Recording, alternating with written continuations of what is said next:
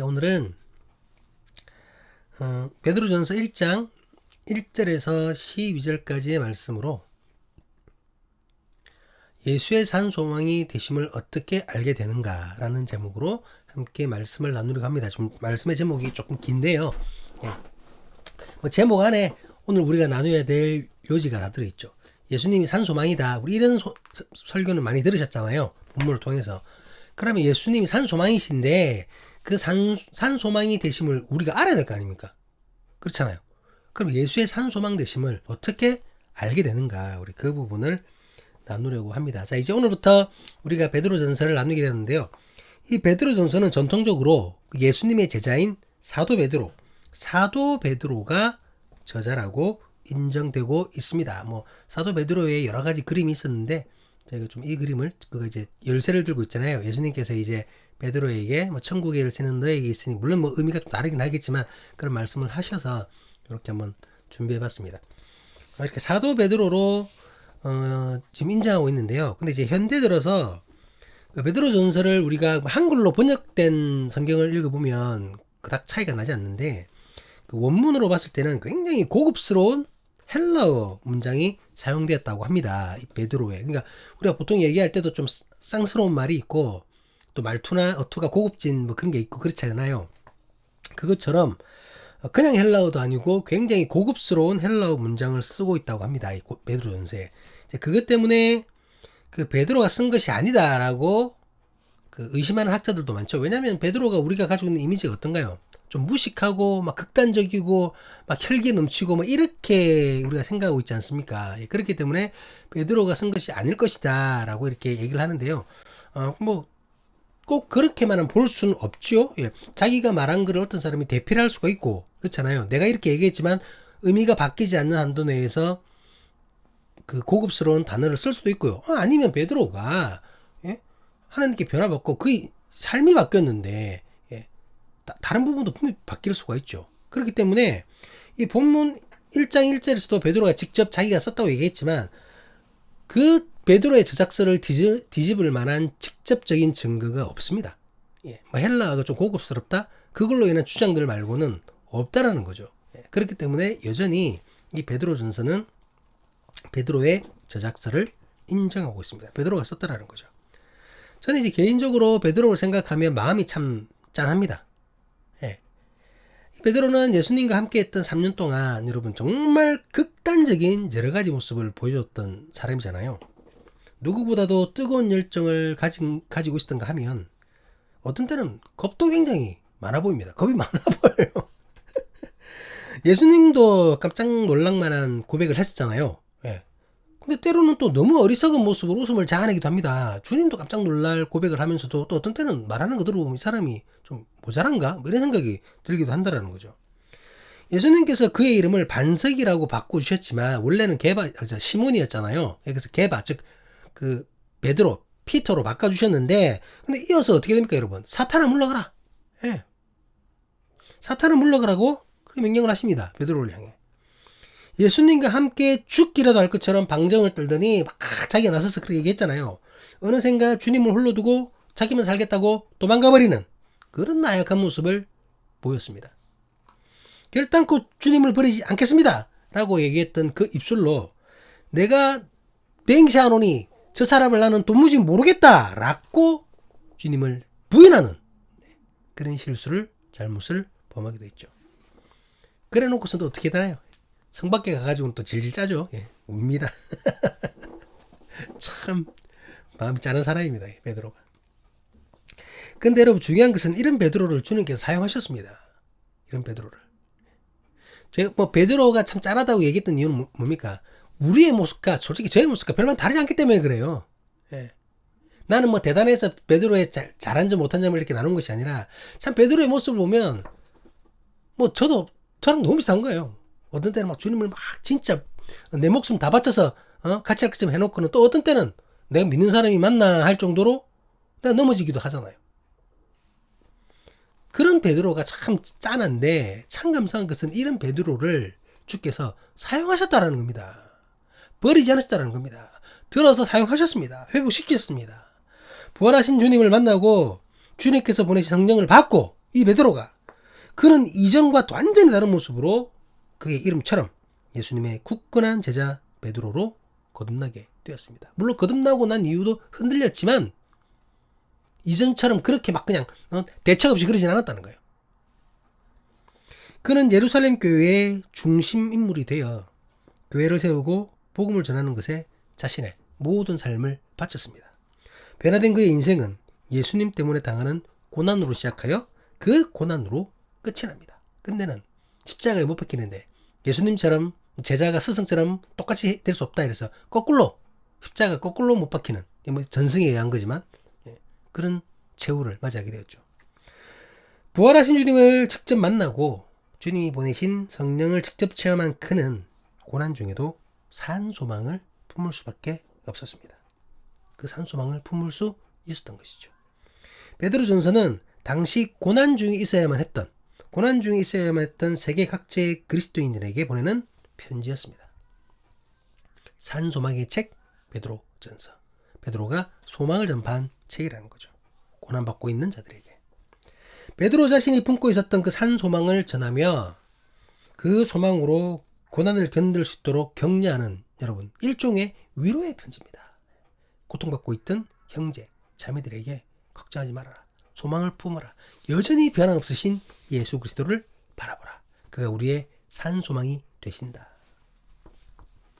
오늘부터 이 베드로전서를 나눌 것입니다. 이 베드로전서를 나누면서 세상에서 겪는 어려움, 성도라는 사실 때문에 감당해야 됐던 고난, 그 고난 중에 살아있는 참된 소망을 품을 수 있는 우리를 주님의 이름으로 간절히 기도합니다. 고통 중에도 함께 하시는, 우리에게 소망 주시는 예수 그리스도로 말미암아 위로받는 귀한 시간이었으면 좋겠습니다. 베드로는 이 편지의 처음을 이렇게 시작합니다. 본문 1절입니다. 예수 그리스도의 사도 베드로는 본도, 갈라디아, 갑바도기아, 아시아와 비두니아에 흩어진 나그네. 베드로는 가장 먼저 자신이 누구인지를 밝히고 있죠. 본인을 누구라고 소개하나요? 예수 그리스도의 사도라고 얘기합니다. 이는 자신을 드러내려는 것이 아니죠. 내가 사도로서 권위를 받겠다 이게 아니라, 사도가 중요한 것이 아니라 예수 그리스도가 중요한 겁니다. 자신이 있는 이 사역, 지금 기록하고 있는 이 편지는 자기를 위한 것이 아니라 바로 예수 그리스도를 위한 것이라는 거죠. 예수 그리스도를 증거하기 위해서, 예수 그리스도의 제자들에게 예수 그리스도의 소망을 품게 하기 위해서 그 사실을 밝히고 있는 것입니다. 베드로는 오직 그리스도를 위해서 이 모든 일을 감당하고 있는 것이죠. 본문에 소개된 이 도시들을 한번 보면요, 지도를 한번 보실 텐데, 여기입니다. 지금 보이실지 모르겠는데 저 위에 보면 본도, 비두니아, 갈라디아, 갑바도기아 다 나옵니다. 저쪽 이쪽이죠. 보이시나요? 손에 잘리네요. 저 위에 있습니다. 보이시나요? 조금 확대해서 한번 보시도록 하겠습니다. 동그라미 쳐져 있는 곳. 아시아라고 돼 있죠? 아시아 여러 곳에 이렇게 하면서 비두니아, 본도, 갈라디아, 갑바도기아. 여기가 오늘날 어디냐? 여기가 오늘날 터키입니다. 터키. 지금 터키가 튀르키예로 이름이 바뀌었죠? 지금은 튀르키예로 바뀌었는데 아직까지 잘 모르시는 분이 계셔서 제가 터키라고 명명을 했습니다만, 터키입니다. 터키. 튀르키예. 그 성경에서 나오는 소아시아 지역, 아시아 지역은 터키를 얘기하는 겁니다. 요한계시록에 나오는 그 7교회도 터키를 얘기합니다. 터키에 있는 지역입니다. 터키. 튀르키예. 이 지역이죠. 그 지역이 흩어져 있는 성도들에게 편지를 보낸 것입니다. 이 편지는 그 바울 서신처럼 특정한 교회의 수신자로 하는 메시지가 아니었죠. 특정한 교회, 데살로니가, 빌립보, 에베소 이렇게 보내진 편지가 아니라 회람 서신이에요. 회람 서신. 말한 대로 고난받고 있는 모든 그리스도인들이 받아서 읽을 수 있도록, 회람 서신이죠. 돌려받는 거죠. 그는 편지를 받아 읽게 될 모든 교회를 향해서 이제 이렇게 고백을 합니다. 이 지금 보이시는 이 교회들에게 편지를 보내면서 이제 이렇게 고백을 하는 거죠. 곧 하나님 아버지의 미리 하심을 따라 성령이 거룩하게 하심으로 순종함과 예수 그리스도의 핏부림을 얻기 위하여 택하심을 받은 자들에게 편지하노니 은혜와 평강이 너희에게 더욱 많을지어다. 베드로는 편지를 받게 될 주님의 교회들을 향해서 그들을 하나님께서 미리 아시고 택하신 것이라고 전합니다. 그들을 선택하셨다는 거죠. 주님께서. 그것으로 그 택하신 교회를 성령께서 거룩하게 하셨다는 겁니다. 예. 주님께서 택하셨고 그 택하신 교회를 성령께서 거룩하게 하셨다. 그래서 그것 때문에 성도는 주님께 순종할 수 있다는 겁니다. 주님이 택하시고 거룩하게 하셨기 때문에. 그리고 그리스도의 피로 구원을 얻게 되었다는 거죠. 뭘 말합니까, 여러분? 말 그대로 여러분, 은혜입니다. 은혜예요. 나의 무슨 공이 아니라, 예? 나의 선함이 아니라 그냥 주님이 선택하셨고 선택하신 그들에게 성령이 임하셨고 그것으로 말미암아 이들이 깨닫고 그리스도의 말씀에 순종하고 예수의 그 피 흘림의 죄사함을 얻게 됐다라는 거예요. 은혜라는 거죠. 은혜라는 얘기입니다.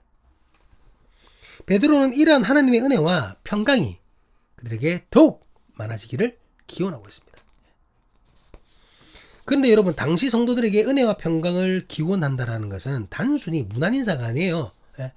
문안인사가 아닙니다.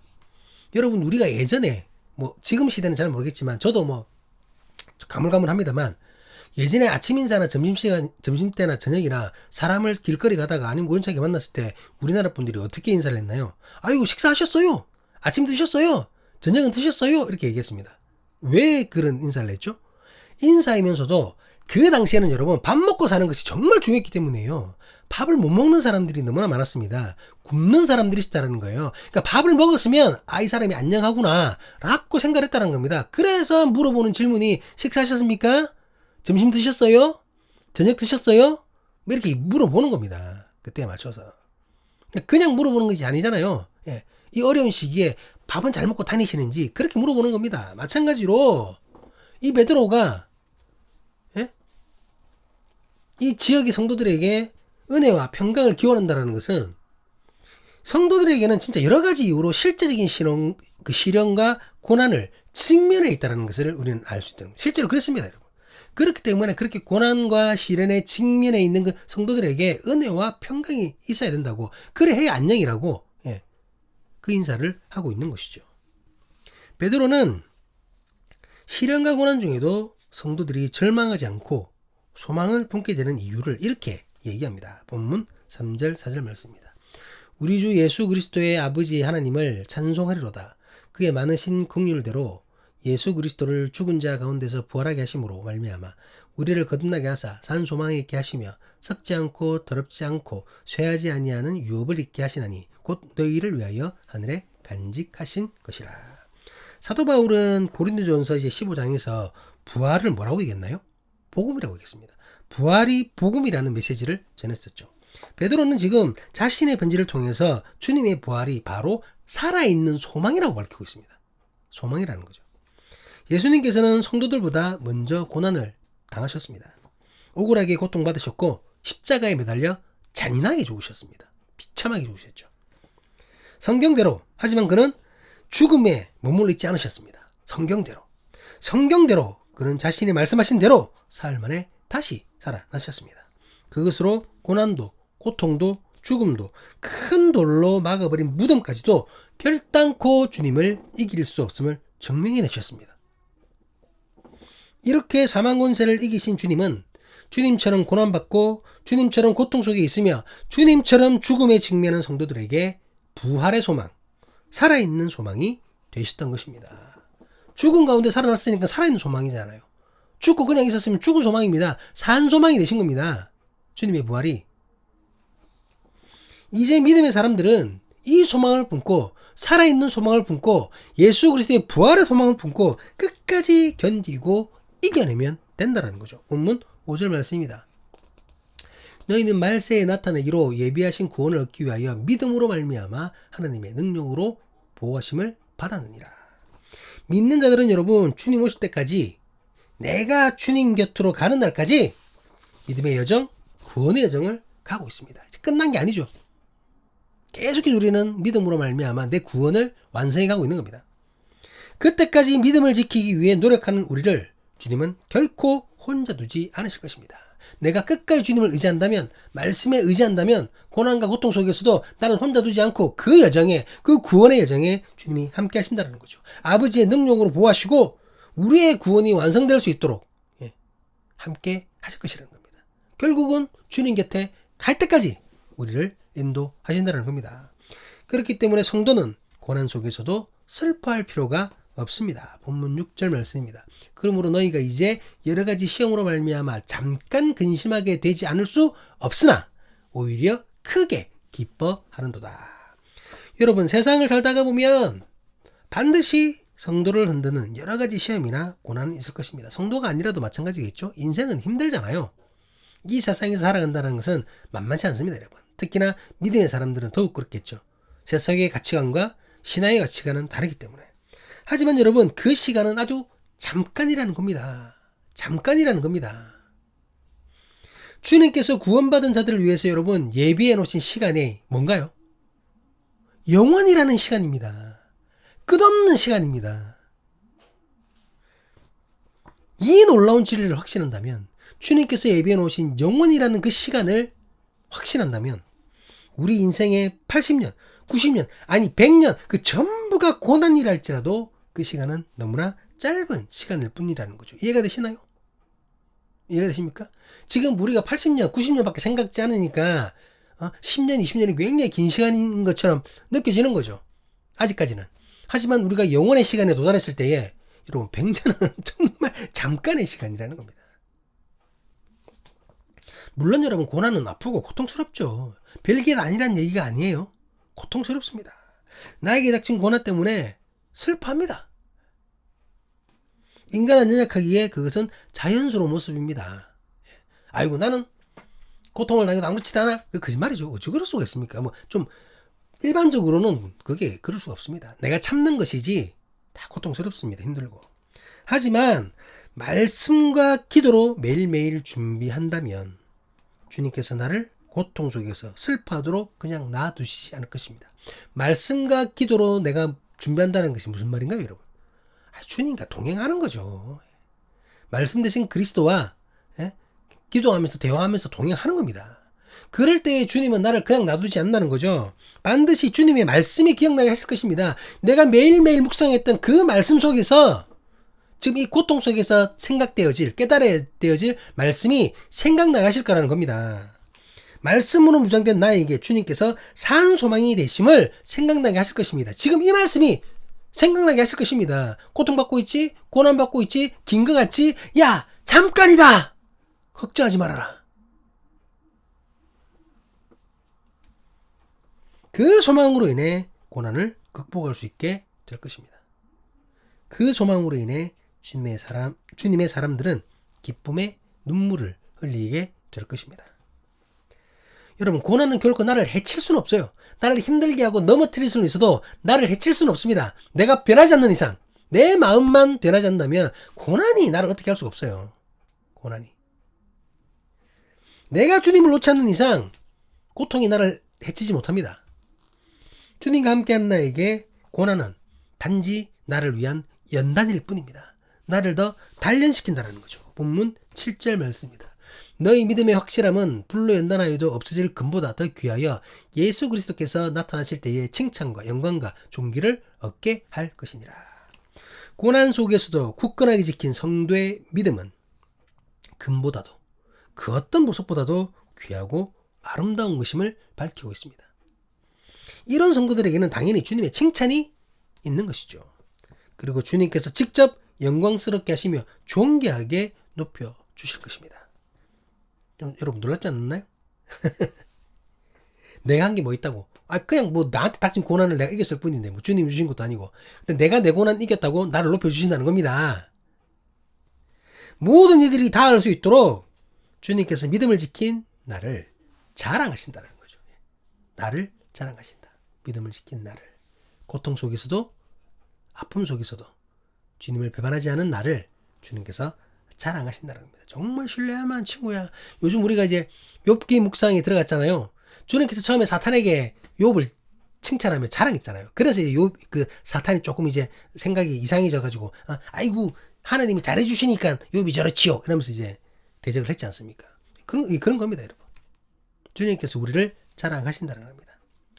베드로가 보낸 이 편지의 수신자들은 대부분 베드로와는 달리 예수 그리스도를 직접 만나지는 못한 사람들입니다. 이해되시죠? 예수 그리스도를, 살아계신 예수 그리스도를 직접 인간 대 인간으로 보는 게 아니라는 겁니다. 그들이 예수님을 직접 만나지 않고 오직 전해진 복음만으로 예수 그리스도를 구세주로 믿었습니다. 이해되시죠? 여러분, 그것 자체가 저는 너무나도 놀랍고 신비한 일임이 분명합니다. 그렇잖아요. 말만 듣고, 조금 이제 심하게 표현하면, 말만 듣고, 예수 그리스도를 신이라고 믿고 부활했다고 믿는 겁니다. 우리 본문 8절 9절을 한번 보시도록 하겠습니다. 예수를 너희가 보지 못하였으나 사랑한도다. 이제도 보지 못하나 믿고 말할 수 없는 영광스러운 즐거움으로 기뻐하니 믿음의 결국 곧 영혼의 구원을 받음이라. 예수님을 만난 적이 없는 사람들입니다. 물론 예수님을 만난 사람들도 있는데 대부분은 만나지 못했죠. 그럼에도 그들은 예수님을 사랑하였습니다. 그리고 예수님을 믿었습니다. 믿음으로 고난 중에도 즐거움하며 기뻐했습니다. 그리고 그 믿음으로 말미암아 영혼의 구원을 받게 된 것입니다. 이는 말씀과 성령으로 인해서만 가능한 일이죠. 여러분, 먼저 복음을 들었잖아요. 그게 뭔가요? 말씀입니다, 여러분. 우리가 예수님을 만난 사람이면 말씀 대신 예수 그리스도를 직접 육체적인 인간의 육체를 입고 주님을 만난 거잖아요. 그런데 예수님의 육체를 보지 못했지만, 인간의 육체를 보지 못했지만 말씀을 들었지 않습니까? 그리스도의 말씀을 들은 겁니다. 그 말씀과 성령으로 인해서 이 일이 가능했다는 겁니다. 말씀이 구원을 알게 하였고 성령이 그 구원을 믿게 했던 것이죠. 이 놀라운 구원의 은혜는 어느 날 갑자기 나타난 이야기가 아닙니다, 여러분. 누가 지어낸 이야기가 아니라는 거죠. 창세 때부터 미리 계획하신 하나님의 사랑입니다. 본문 10절 11절 말씀입니다. 이 구원에 대하여는 너희에게 임할 은혜를 예언하던 선지자들이 연구하고 부지런히 살펴서 자기 속에 계신 그리스도의 영이 그 받으실 고난과 후에 받으실 영광을 미리 정언하여 누구를 또는 어떠한 때를 지시하시는지 상고하니라. 하나님의 여러분 계획하심은 바로 예수 그리스도에 인한 구원이었습니다. 인간이 아담과 하와 때 범죄하고 그 이후로 계속해서 타락의 길로 갔잖아요. 주님께서 예비해 놓으신 이들을 어떻게 해서든지 구원해야 되는데 그 구원하심의 계획이 예수 그리스도였다는 겁니다. 그런데 예수로 인한 구원을 예수님을 보지 못했던 구약의 선지자들이 전했던 거죠. 그렇잖아요. 이 선지자들도 예수님을 못 봤잖아요. 이들도 말씀만 받은 거죠. 하나님으로부터. 근데 그게 어떻게 가능합니까? 성령이 함께 하셨기 때문에 가능했다는 거예요. 그냥 말만 듣고 어떻게 합니까? 말만 듣고 알게 되었지만 성령이 함께 하셔야 알게 된 것을 믿게 한다는 거죠. 제가 앞에서 얘기했던 것처럼 말씀이 구원을 알게 하고 성령이 그 말씀의 구원을 믿게 했다는 겁니다. 성령으로 인해 보지 못한 메시아를 구약의 선지자들은 전했습니다. 성령으로 인해 이미 승천하시어 볼 수 없는 예수님을 사도들은 전하였습니다. 성령으로 인해 본 적 없는 그리스도를 사람들은 사랑하였고 믿었던 것입니다. 본문 12절 말씀입니다. 이 섬긴 바가 자기를 위한 것이 아니요 너희를 위한 것임이 이미 계시로 알게 되었으니 이것은 하늘로부터 보내신 성령을 힘입어 복음을 전하는 자들로 이제 너희에게 알릴 것이요 천사들도 살펴보기를 원하는 것이니라.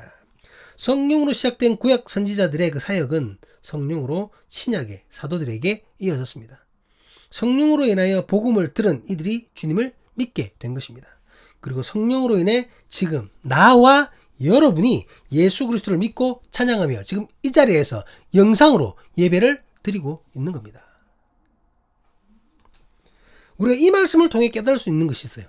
깨달을 수 있는 것이 있습니다. 그것은 내가 본 것, 내 눈에 보이는 것, 내가 보았던 것은 그다지 중요하지 않다라는 거죠. 이게 무슨 말이냐면 믿음은 여러분 보는 것에서 생기는 것이 아니라는 겁니다.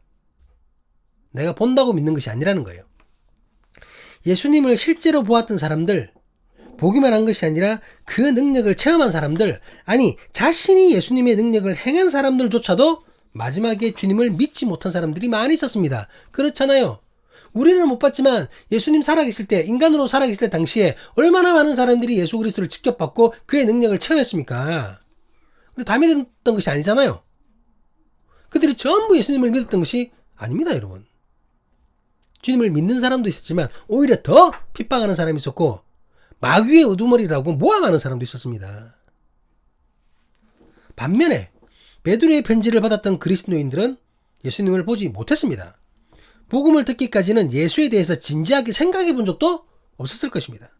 아예 예수에 대해서 들어본 적도 없었던 사람도 있을 거예요. 그렇잖아요. 이방인인데.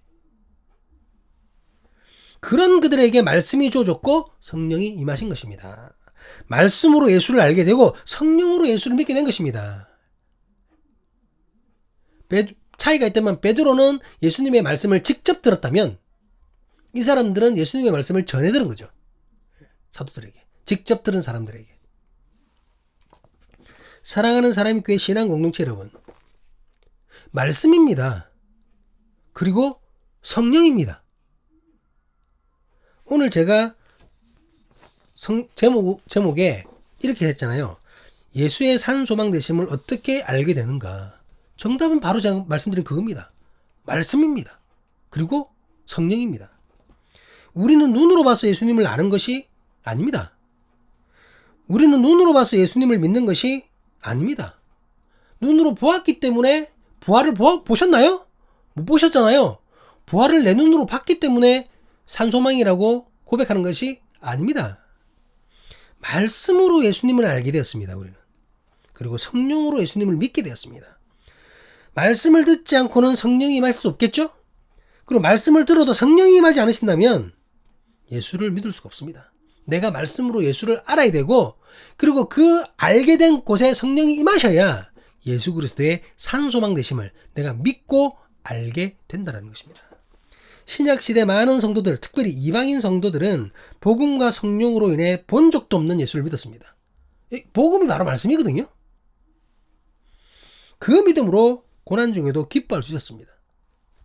이것은 오늘날 우리들도 마찬가지입니다. 어떤 성도는 예수님의 모습을 자기에게 보여달라고 기도하는 사람이 있어요. 주님, 환상 중에 주님을 내가 보게 해주십시오. 내가 만약에 보기만 하면 지금보다 더 확실하게 믿을 수 있고 어떤 고난과 고통이 와도 소망을 품고 다시 일어날 수 있습니다. 라고 자기가 눈으로 보기만 하면 뭐 자기의 믿음은 끝장이 날 것처럼 끝날 것처럼 완전히 이룰 것처럼 그렇게 고백하는 사람이 있습니다. 여러분. 맞을까요? 헛된 고백입니다. 보지 않고 믿지 못하는 자들은 여러분 봐도 안 믿습니다. 내가 꿈꾸나 이래 되겠죠. 보여줘도.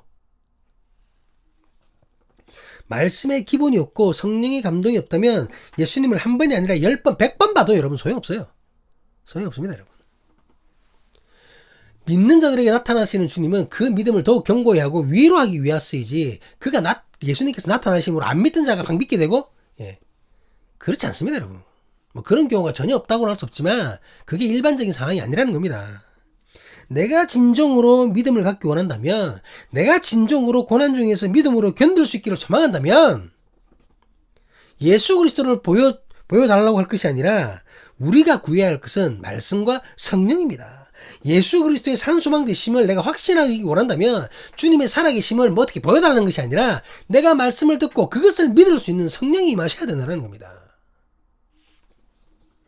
말씀으로 지혜를, 성령으로 감동을 받아야만 우리는 예수 그리스도의 산소망 되심을 믿을 수 있다는 겁니다.